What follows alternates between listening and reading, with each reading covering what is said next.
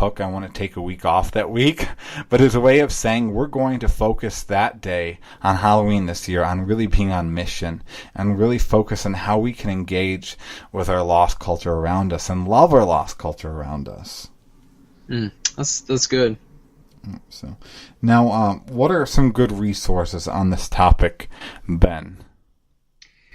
Well, I know that I'm sure there are books out there that specifically talk about our attitude towards lost people. None were ringing a bell as addressing that issue solely, but I was thinking of some things. And there's a book called Questioning Evangelism by a guy named Randy Newman, and he's done college ministry for a long time, and he's Jewish himself. He came to Christ later, I think maybe in college himself, maybe as an adult, I can't remember. But anyway, he said, it's a very Jewish thing to ask questions. And you look at what Jesus did, often he answers questions with questions, and he's trying to help people think through the issue themselves.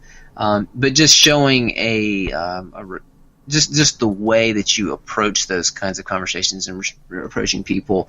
Another book, it's evangelistic in its intent, but it's a book called Who is Jesus by Greg Gilbert. It's a little red hardback book, and it's intended to be given to an unbeliever, and it just assumes they know basically nothing about Jesus. And the way that he interacts there, I think is so that's a little further removed, but you're just seeing, okay, this is the intended audience and how he goes about that, like informing the way we do. And so it's just giving this posture towards lost people. But I think you probably have some others that maybe they're a little bit different in nature. Yeah, and the first one, the author has had some controversy in Southern Baptist circles, so ignore the controversy with the recommendation. And that's Onward by Russell Moore. I believe the subtitle is Engaging the Culture Without Losing the Gospel. I think it's a really helpful resource, and that's for people who work with children and youth, for youth themselves, for really anyone that's going to engage the lost with the gospel, that's going to be living in a world that's largely not Christian, that is the world that we happen to be living in. So really, by that standard, it's for everyone, unless you live in some kind of bomb shelter out in the middle of nowhere. So I think that's a really great resource in how to understand the lost around us. Another really good resource specifically related to this kind of thing and youth ministry as you go, I think is a really great resource for youth ministry workers. As You Go by Alvin Reed.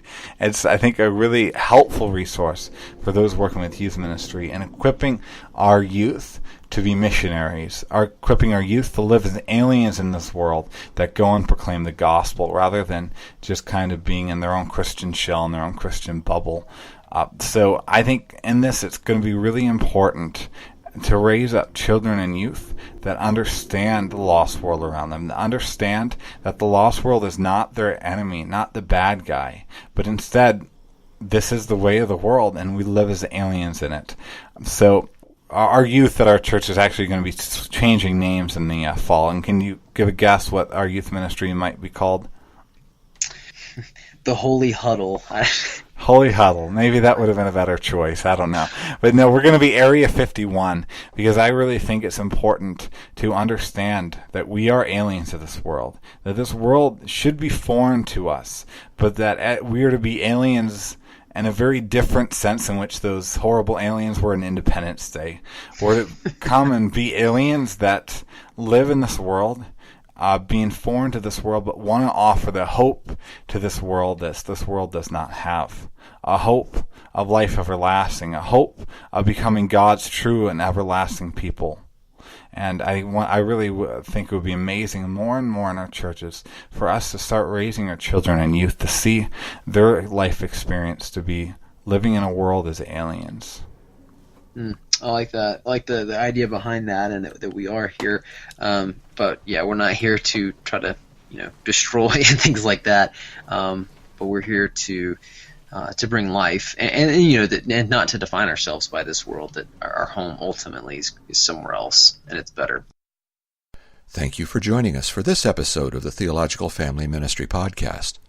If you have enjoyed this episode, please give us a review on iTunes and share the podcast with your friends on social media.